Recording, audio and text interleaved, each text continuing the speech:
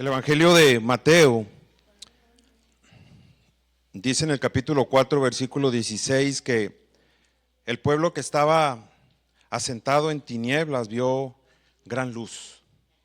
Y agrega que a los que estaban asentados en región de sombra de muerte, luz les resplandeció.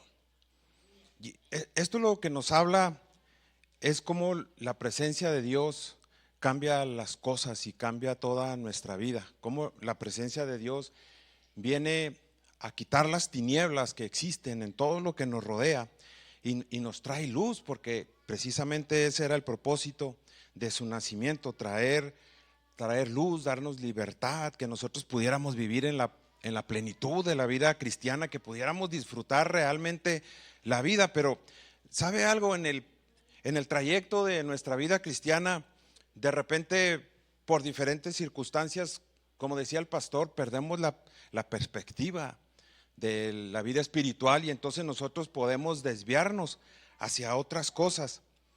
En la psicología, hermanos, existe un padecimiento que lo denominan de diferentes maneras. Uno de ellos son patrones de retroalimentación negativa. Y otro nombre que le dan son ciclos repetitivos disfuncionales o espirales de pensamiento-conducta. Para que nosotros lo comprendamos mejor, es más conocido por círculos viciosos. ¿De qué se trata esto de los círculos viciosos? Son secuencias de pensamientos, emociones y acciones que, dice, se refuerzan mutuamente y mantienen al individuo atrapado en el mismo problema.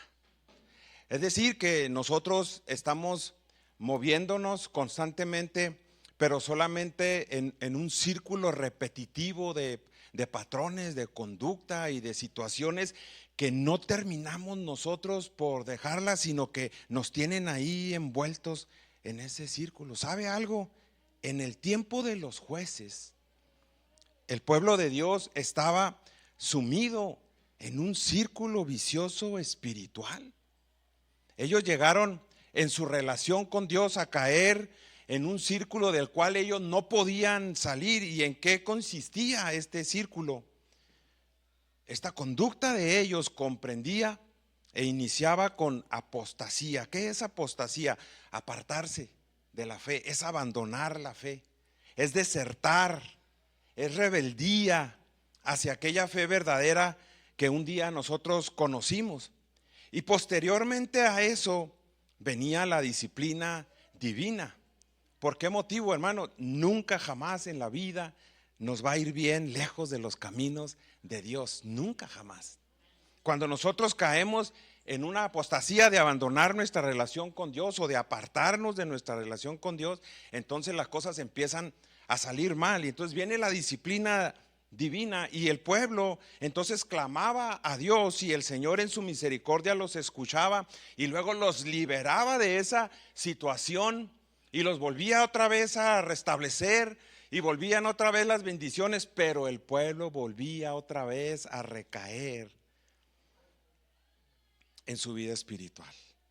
Este ciclo, hermano, no les permitía a ellos no solamente avanzar, no les permitía disfrutar su vida espiritual y su relación con Dios.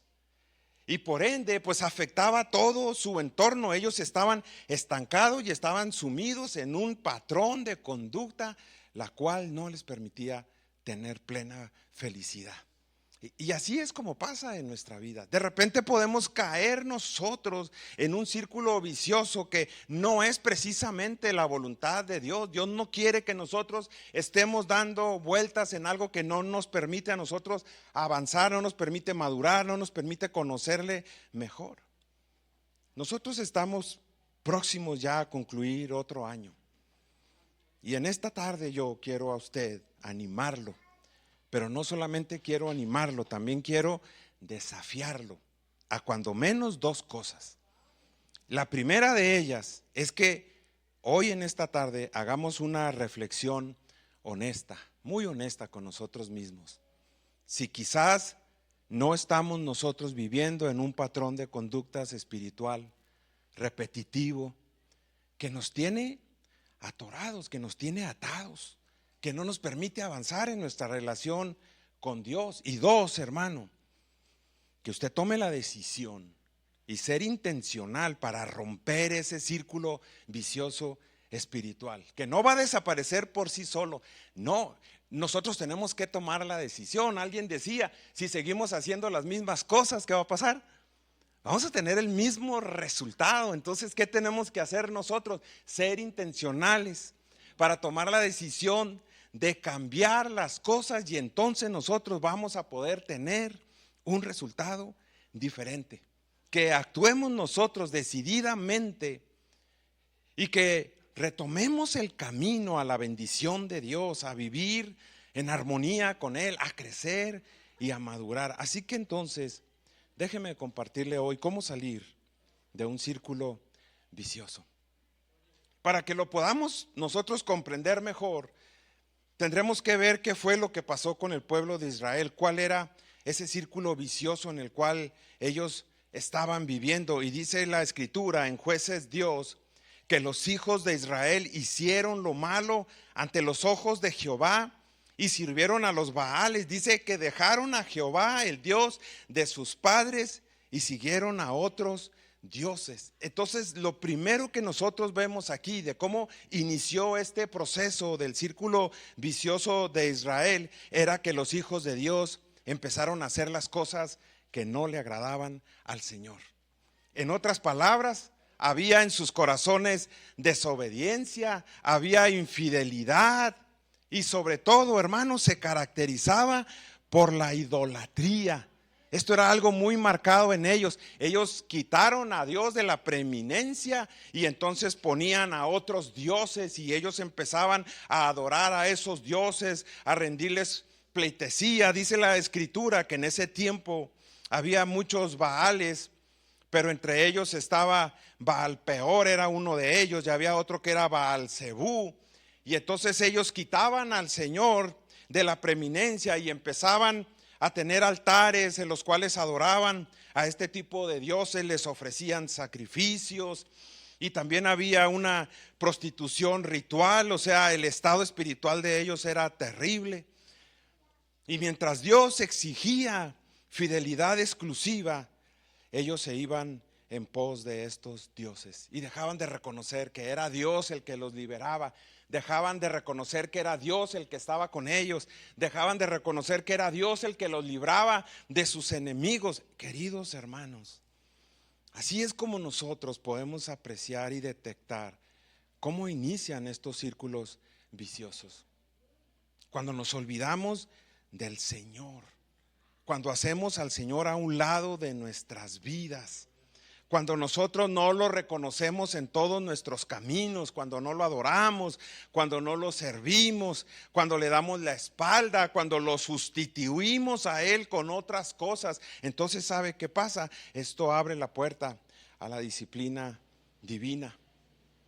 Y entonces lo que sucedía con el pueblo de Dios era que cuando se alejaban del Señor, inmediatamente los enemigos venían y se apoderaban del pueblo de Dios y los sometían y los esclavizaban y los mataban de hambre. El caso era que el pueblo de Dios estaba en una situación deplorable. Sí, hermano, esto pasa cuando nosotros nos alejamos de Dios. Poco a poco nosotros vamos abandonando nuestra fidelidad a Dios y la sustituimos por otras cosas, pero como lo dije ahorita, jamás alejados de Dios nos va a ir bien. No, hermano, no nos va a ir bien nunca.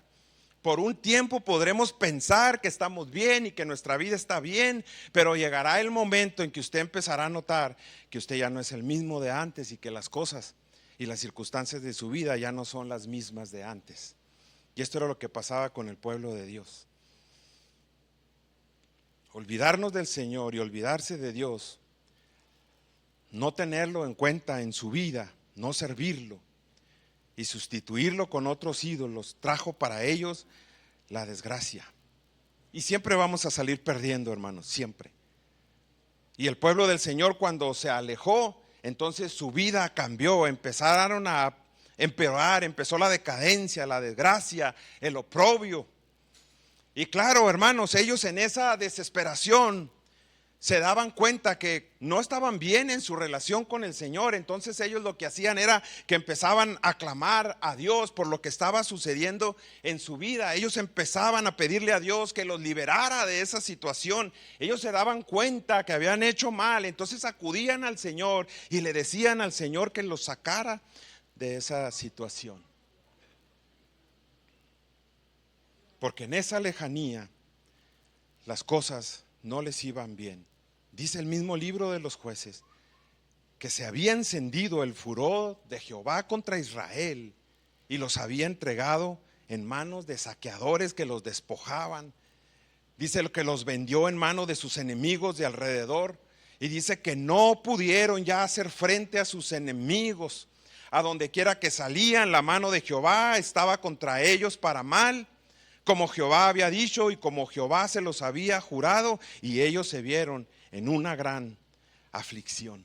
Las cosas ya no nos resultan. Cuando nosotros conocemos al Señor, cuando nosotros empezamos a servirlo, cuando Él nos salva, entonces nosotros empezamos nuestra vida cristiana bien y caminamos, pero de repente por ciertas circunstancias empezamos a alejarnos de Dios. Es lo peor que nos puede pasar, hermanos, porque ya las cosas no nos van a funcionar. Al pueblo de Israel ya no le funcionaba absolutamente nada. Donde quiera que iban, las cosas le salían mal. Y esto que dice de que el Señor los entregaba no es otra cosa más que decir que ellos habían olvidado de Dios y ya no podía el Señor hacer nada en sus vidas. No es que Dios intencionalmente se goce de que a usted le vaya bien. No es el sentido del pasaje. No es que Dios dice, te voy a poner en esta situación para que sufras. No es la intención. El Señor quiere que nos vaya bien y quiere bendición para nosotros. Pero cuando nosotros nos alejamos de Él, entonces nosotros empezamos a padecer las consecuencias. Ellos miraban hacia el Señor. Y mire qué bonito pasaje este. Dice que Jehová era movido a misericordia por sus gemidos a causa de los que los oprimían y afligían. El Señor miraba a su pueblo y miraba la situación y la condición en la que estaban. Veía la pobreza de ellos. Veía en ellos cómo cada día estaban espiritualmente más alejados. Veía incluso en ellos la depravación, cómo se entregaban a los ídolos. Pero aún así, cuando ellos clamaban a Dios y gemían a Dios, dice que el Señor era movido a misericordia. Él no quería que su pueblo estuviera en esa condición, hermano. Cuando nos va mal, el Señor también sufre con nosotros. Cuando nosotros clamamos a Él, Él en su misericordia nos oye y acude a nuestro llamado, hermano, porque es un Dios de amor, porque es un Dios de misericordia. Y cuando nosotros nos acercamos, a pesar de haber pecado continuamente y habernos alejado de Él, haberle dado la espalda, Él nos escucha y viene a socorrernos. La historia y el libro de los Jueces nos describen a todos los enemigos de Israel. Los reyes de Siria los oprimieron por más de 8 años. Los moabitas junto con los amonitas y los amalecitas los dominaron por 18 años. Los reyes de Canaán también, hermano, oprimieron gravemente al pueblo de Israel durante 20 años. Luego los madianitas, que les quitaban las cosechas y los obligaban a esconderse en cuevas, lo hicieron por más de 7 años. Después los filisteos junto con los amonitas oprimieron y quebrantaron a Israel por 18 años. Y finalmente los filisteos dominaban a Israel en los tiempos de Sansón por 40 años. Los enemigos se venían contra el pueblo de Dios y de una manera encarnizada los destruían, les quitaban todo, a tal grado que el pueblo de Dios a veces tenía que vivir en cuevas, en cuevas. Imagínense, hermano, la condición a la que tenían que llegar. A veces tenían sus cosechas y tenían que esconderlas por miedo a que vinieran los filisteos y se las quitaran y ellos no murieran de hambre con sus familias, hermano, y a veces esa es nuestra condición, alejados del Señor. Estamos en una condición inimaginable para un pueblo amado como cada uno de nosotros. Eso no es lo que Dios quiere. Pero eso es lo que pasa cuando nos alejamos del Señor, cuando le damos la espalda, cuando nosotros vivimos como si Él no existiera, cuando Dios no forma parte de nuestra vida, o cuando nosotros creemos que Él no debe inmiscuirse en nuestros asuntos. ¿Qué es lo que pasa cuando sucede esto en nuestra vida? Empiezan a levantarse contra nosotros nuestros enemigos. ¿Y cuáles son nuestros enemigos? No son filisteos, ni son tampoco ninguno de los que mencioné. ¿Cuáles son estos enemigos? ¿Sabe cuáles son estos viejos enemigos cuando nos alejamos de Dios? Se levantan contra nosotros nuestras viejas pasiones, de las que nos habíamos alejado. Vienen estas viejas pasiones a volver a tentarnos otra vez, a hacer las cosas que hacíamos antes. Esto es uno de nuestros enemigos. Pero hay otros enemigos. Volvemos a frecuentar personas y amistades que no solo no nos aportan nada en nuestra vida, sino que al contrario nos alejan cada vez más de Dios. Es decir, vuelve a surgir en nosotros todo lo viejo, todo lo pasado, lo que habíamos enterrado y sepultado con la ayuda de Dios. Ahora vuelve otra vez a revivir y nos vemos inmersos en ciertas cosas que nosotros ya no hacíamos. Las actitudes, hermanos, que ya habíamos abandonado resurgen otra vez. El viejo hombre con toda su fuerza vuelve a dominarnos. ¿Por qué? Porque el Espíritu Santo está apagado en nosotros, porque nuestra relación con Dios la hemos abandonado, porque la lectura de la palabra no forma parte de nuestra vida, porque la oración tampoco es un hábito diario en nosotros. Empieza a levantarse todo eso, y todo el tiempo que dedicábamos a Dios ahora se lo dedicamos a placeres, a distracciones que toman el lugar de Dios. Eso es idolatría. Eso es idolatría. Cuando hacemos al Señor a un lado y nos enfocamos en nuestra vida y en nuestros placeres y en nuestras distracciones y nos centramos en nosotros mismos, entonces el Señor ya no es lo número uno y servirlo ya no es lo número uno. Ahora lo número uno somos nosotros.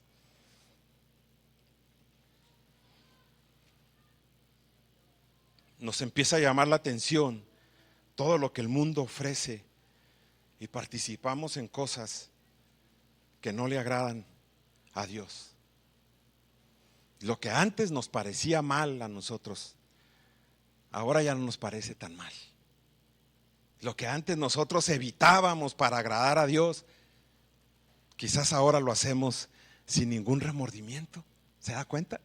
Estos son nuestros enemigos que vienen contra nosotros. Estos son los enemigos espirituales que nos quieren volver otra vez a someter a las mismas cosas. Y nosotros caemos, hermano, porque estamos alejados de Dios, porque le hemos dado la espalda. Pero sabe una cosa, le tengo buenas noticias. ¿Sabe algo? Podemos decidir nosotros abandonar ese círculo, claro que sí. ¿Qué tenemos que hacer? Tenemos que clamar a Dios, reconocerlo, arrepentirnos. Y sabe una cosa, vamos a experimentar lo mismo que el pueblo de Dios experimentó cuando clamó a Dios. El Señor viene a ayudarnos y a liberarnos, porque nosotros solos no vamos a poder. Por mucho que yo me esfuerce y tenga una voluntad férrea y sea de voluntad firme, no voy a poder solo enfrentarme a estos enemigos. Necesito la ayuda de Dios en todas las cosas, hermano, en todas las cosas. ¿Qué hacía el Señor cuando ellos empezaban a rogarle que hiciera algo? ¿Sabe qué hacían? El Señor levantaba jueces. Cuando ellos empezaban a clamar porque estaban oprimidos por alguna nación, cuando sufrían, cuando tenían hambre ellos y sus hijos, y cuando le clamaban al Señor, el Señor levantaba un juez. Y el Señor estaba con este juez valiente, y el Señor los libraba de mano de los enemigos todo tiempo de aquel juez. El Señor enviaba un hombre valiente que peleaba contra estos enemigos. No era el juez, era Dios a través de ese juez derrotando a sus enemigos. Y a veces con ejércitos muy pequeños vencían a ejércitos grandísimos. ¿Sabe por qué? Porque Dios estaba con ellos. Cuando nosotros recurrimos a Dios, no hay enemigo que se pueda parar enfrente qué? Porque nuestro Dios es más poderoso que cualquier situación en nuestra vida. Sí, hermano, ese es nuestro Dios poderoso. Y el Señor los libraba. Estos hombres y mujeres valientes a quienes el Señor llenaba de su espíritu, liberaban a su pueblo. Y ahí va a encontrar usted la lista en el libro de los jueces: Otoniel, Ahod, Ehud, Samgar, Débora, Gedeón, Tola, Jair, Jefté, Ibsán, Elón, Abdón, Sansón. Todos estos fueron hombres y mujeres valientes que el Señor levantó para liberar a su pueblo. Ahí podemos apreciar el amor y la misericordia del Señor. Cuando alguien que se ha alejado vuelve al Señor en humildad, cuando vuelve reconociendo sus pecados, entonces es escuchado, es perdonado y es restaurado. No hay nada tan malo que hubiéramos hecho que no pueda ser perdonado por Dios, porque el que viene al Señor, Él nunca le desecha. Él ve el corazón de esa persona y Él es movido a misericordia y lo levanta. ¿Qué tenemos que hacer? Reconocer, hermanos, reconocer y arrepentirnos y clamarle a Él. Eso es lo que tenemos que hacer. Dios quiere liberarnos de todos nuestros problemas, pero a veces nosotros no acudimos a Él. A veces somos distraídos y no cuidamos y no somos celosos de nuestra relación con Dios. Y entonces puede pasarnos lo mismo que le sucedió a Israel. Porque cuando este juez era levantado y cuando este juez liberaba al pueblo, entonces todas las circunstancias cambiaban. Hermano, cuando estamos bien con Dios, todo va a marchar bien. Todo va a marchar bien. Marcha bien el negocio, marcha bien el trabajo, marcha bien la familia, marcha bien el matrimonio. No quiere decir que no tengamos problemas, los vamos a tener, pero si estamos bien con Dios, Él nos garantiza que vamos a salir adelante en medio de esos problemas. No quiere decir que todo va a ser color de rosa, no. Los cristianos también tenemos problemas, pero si nuestra relación con Dios es sana, entonces vamos a salir de todos esos problemas. Claro que sí, hermano, claro que sí. Y cuando este juez los liberaba y todo empezaba a cambiar, el pueblo recaía otra vez en la misma situación. Empieza otra vez el círculo vicioso.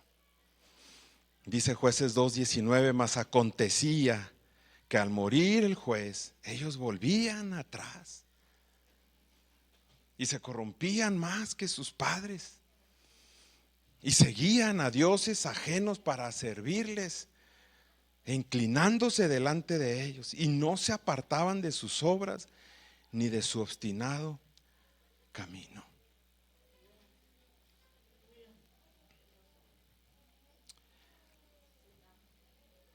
Se nos olvida de repente todo lo que Dios hace por nosotros.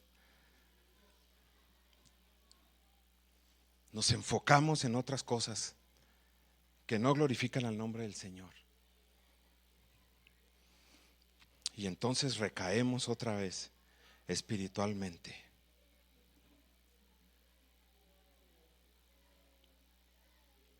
Moría el juez y entonces Israel permanecía bajo cierta obediencia, porque aquel juez actuaba como guía y como un recordatorio del pacto. Estos jueces llamaban al pueblo a serle fiel a Dios, pero al morir él, al desaparecer esa figura que los mantenía en disciplina, entonces el pueblo quedaba sin dirección espiritual firme.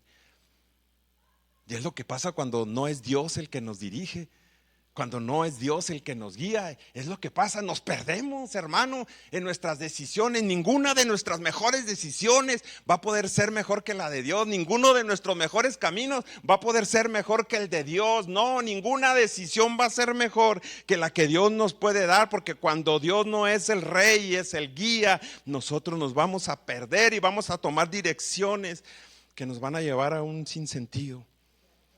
Y entonces dice que ellos volvían atrás. En lugar de avanzar hacia la fidelidad, ellos regresaban a sus pecados anteriores, como que su obediencia solamente era superficial y ellos dependían de la presencia de ese juez y no de su convicción profunda a Dios. Entonces ellos retrocedían y luego se corrompían. Incluso dice aquí el escritor que ellos se corrompían todavía más que sus padres. O sea que cada generación no solamente repetía los pecados, sino que los intensificaba todavía más, hermano. Qué responsabilidad tan grande tenemos nosotros con la siguiente generación, con nuestros hijos, hermano. Por eso también nuestra fidelidad no consiste solamente en nosotros mismos. Nosotros debemos saber qué vamos a legarles a nuestros hijos, que ellos nos ven y ellos sepan que nosotros servimos a un Dios fuerte y poderoso, que es el que nos mantiene en nuestra vida espiritual sana. Ellos nos están viendo día con día, están viendo nuestro actuar. Usted piensa que no lo ven, sí lo ven y sí se dan cuenta, y nosotros debemos tener cuidado. Es una generación que se puede perder si no ven el buen ejemplo en nosotros y la buena conducta en nosotros.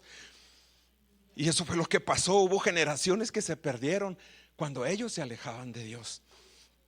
Generaciones completas.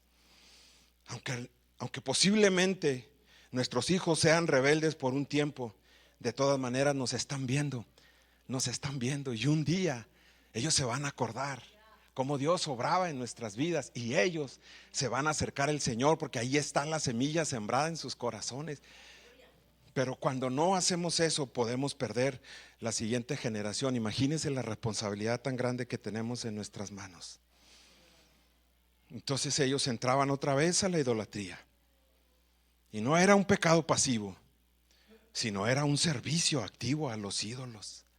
Se inclinaban hacia ellos, les ofrecían sacrificios y adoptaban prácticas paganas. Era terrible. Y entonces venía la persistencia en el pecado. No se apartaban de sus obras ni de su obstinado camino.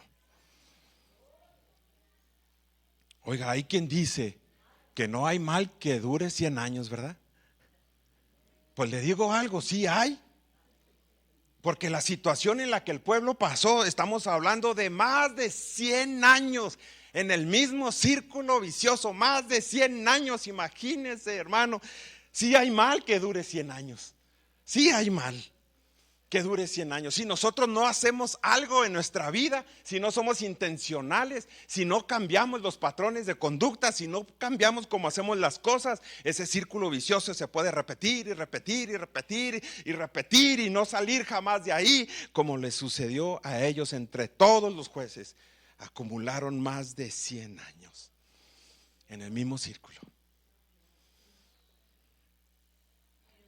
¿Qué vida es esa, hermano? ¿Cómo puede uno aguantar una vida así? Es terrible. Ahora la pregunta es, ¿qué vamos a hacer? ¿Qué vamos a hacer? ¿Cuál es el círculo vicioso en su vida y en la mía que nos tiene atados espiritualmente? ¿Qué vamos a hacer? ¿Vamos a seguir en la misma situación? ¿O vamos a tomar la firme decisión de cambiar las cosas? De decirle al Señor, ayúdame, Señor, yo ya no quiero seguir igual, pero no quiero solo que me ayudes, yo también voy a poner de mi parte para que las cosas cambien, para que sean diferentes, para cambiar el futuro, para cambiar las consecuencias de lo que estoy haciendo. ¿Se puede? Claro que sí se puede, sí se puede. Voy a pedirle a Alonso si puede venir a acompañarme en esta última parte. En la psicología, como inicié al principio, dicen que para salir de los círculos viciosos, primero es necesaria la conciencia del patrón que se está viviendo. Que la persona identifique y sea honesta y diga, este es mi problema, este es mi problema, y mencionarlo por el nombre. Dice, identificar pensamientos, emociones y conductas que se están repitiendo. Y dice también que debe haber una reestructuración de esos pensamientos, un cambio de todo eso negativo que hay en mi vida. Y eso debe llevarme a un cambio de conducta, que yo introduzca nuevas cosas, nuevas acciones, que las sustituya. Y también dice que viene una gestión emocional, desarrollar resiliencia frente a la frustración. Y finalmente dice que debe haber un apoyo externo, terapia psicológica, redes y supervisión y muchas cosas más. Pero ¿sabe una cosa? En el caso de nosotros, en el ámbito espiritual, podemos recurrir a algo más efectivo todavía, para salir de los círculos viciosos espirituales. Y eso era lo que Dios pedía a su pueblo. ¿Se podía salir de esa situación? Sí. ¿Se podía romper ese círculo vicioso? Sí. ¿Se podían romper esos ciclos? Sí. ¿Se podía tener una mejor relación con Dios? Sí. Pero ellos tenían que dar el primer paso. Ellos tenían que ser intencionales. Ellos tenían que tomar la decisión de hacerlo. En medio de todas las circunstancias, ellos tenían que decidirse a cambiar las cosas. Las cosas no van a cambiar por sí solas. Dios quiere que cambien, Dios quiere que cambien cualquier situación de su vida. Dios quiere que sean mejores, Dios quiere que sean mejores, pero usted necesita decididamente dar los pasos. ¿Qué pedía Dios para que ellos salieran de ese círculo vicioso que los tenía atados por más de 100 años? Lo primero que Él pedía era fidelidad. Fidelidad. Obedecer a su voz y recordar todo lo que Dios ha hecho por nosotros. Sí, ese es el primer paso. Yo debo obedecer la voz de Dios. Dios me está hablando y yo debo obedecer su voz. Y yo debo hacer memoria de todas las grandes cosas y maravillas que Dios ha hecho. Dijo el Señor a su pueblo: yo los saqué de Egipto. No se les olvide, les decía a su pueblo, no se olviden quién los sacó con mano poderosa y quién los libró de todas esas situaciones. Dice el Señor: pero vosotros no habéis atendido a mi voz. ¿Por qué habéis hecho esto? Dice el Señor. Yo quiero que ustedes sean obedientes. Ese es el primer paso. Y recuerden todo lo que he hecho por ustedes, todos estos años, todo este tiempo. Reflexionar y decir tantas cosas buenas que hemos recibido de nuestro Dios. Tantas cosas buenas. Pero el Señor pedía algo más: enseñar a nuestros hijos quién es Dios. Esto habla de una transmisión generacional. Transmitirles a nuestros hijos, no solamente con palabras, con hechos, con conductas, con ejemplo.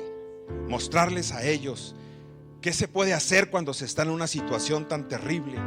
Porque dice aquí que se levantó otra generación que no conocía a Jehová. Porque dice que dejaron a Jehová, el Dios de sus padres. ¿Qué fue lo que pasó? Que dejamos de transmitir a nuestros hijos. Dejaron de ver el ejemplo. Dejaron de vivir la vida espiritual. Y entonces esa generación se perdió. ¿Y qué más tenemos que hacer? Eliminar por completo toda la idolatría.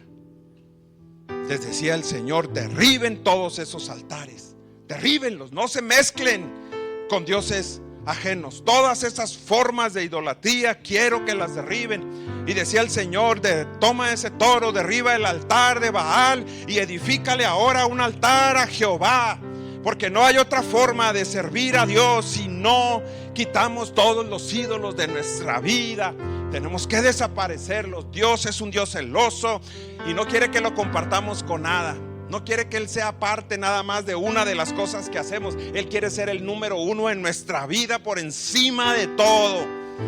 Que lo reconozcamos a Él, que le alabemos a Él, que le agradezcamos a Él, que lo sirvamos a Él. Él quiere ser el número uno. ¿Sabe por qué? Porque Él es el que hace todas las cosas en nuestra vida. A Él la gloria y la alabanza por siempre.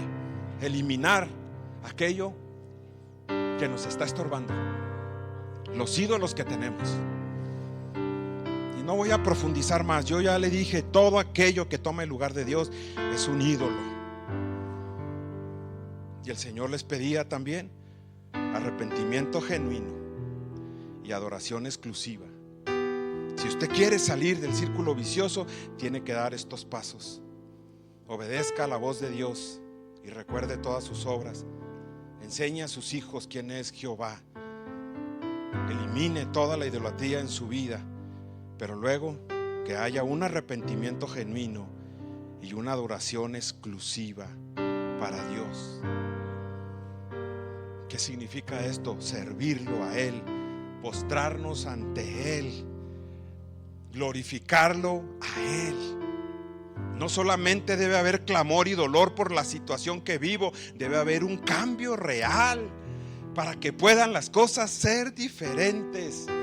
Decía el Señor: vosotros me habéis dejado y habéis servido a dioses ajenos. Ahora Él les dice: yo quiero que se arrepientan de eso, y ahora quiero que vengan a mí y que sean a mí al que adoren, que sean a mí al que sirvan, que sean a mí al que glorifiquen, que sean a mí al que le den gracias. Amén. Porque Él lo merece, nadie más. Él lo merece. ¿Puede ser diferente este año que viene? Sí, puede ser diferente, si usted quiere. Dios quiere, Dios quiere. Pero necesita querer también usted. Porque si usted no quiere y no cambia y no hace las cosas diferentes, va a seguir el círculo vicioso espiritual. Molesto por las mismas cosas, practicando las mismas cosas, comportándome de la misma manera, con los mismos problemas matrimoniales, con los mismos problemas familiares, con los mismos patrones de conducta. Nada va a cambiar si yo no cambio. Nada va a ser diferente si yo no hago cosas diferentes. ¿Puedo romper los círculos viciosos? Sí, los puedo romper. Puedo decidir ahora, sí, poner su palabra como mi alimento diario. Puedo yo decidir hoy tener más tiempos de oración, reunirme con mi congregación también para orar y pedir por todas las cosas que son. Puedo también cambiar y venir a instruirme en la escuela dominical y traer a mis hijos para que ellos empiecen a crecer conociendo a Dios. Pueden ser las cosas diferentes, desde luego que sí pueden serlo, pero yo necesito dar esos pasos. Dejar a un lado todo lo que me tiene atado y sumido. Dejar al Señor que toque mi corazón, que haya perdón, que me quite el orgullo, que haya humildad para reconocer que yo también estoy haciendo las cosas mal. No culpar a nadie, no empezar a decir: me está pasando esto por aquel o por allá o por el otro, y culpar a todo mundo de lo que me está pasando, a veces hasta Dios mismo. Pero no es así. Yo también soy culpable y tengo que aprender a reconocerlo. Y hoy podemos comenzar haciendo una reflexión honesta y reconocer el estado en el que estamos, pedirle perdón a Dios, arrepentirnos sinceramente y comenzar el camino hacia la restauración. Gloria a Dios. Él vino a traer luz en medio de las tinieblas. Él nació para hacernos libres. Él nació también para darnos felicidad y plenitud de vida. Y así debemos de vivir los cristianos en medio de cualquier circunstancia. Que la luz del Señor brille en nuestros corazones, a pesar de que nos está yendo mal, pero siempre el Señor ahí con nosotros, y nosotros con la esperanza de que las cosas van a cambiar, porque Dios tiene el control de nuestras vidas. Tenemos que creerle y no confiar en nosotros mismos. Él es el Dios poderoso que tiene el control de todas las situaciones. No hay nada en su vida, escuche bien, no hay nada en su vida que Dios no pueda solucionar. Nada, absolutamente. Pero la decisión está en nosotros, en nuestras manos.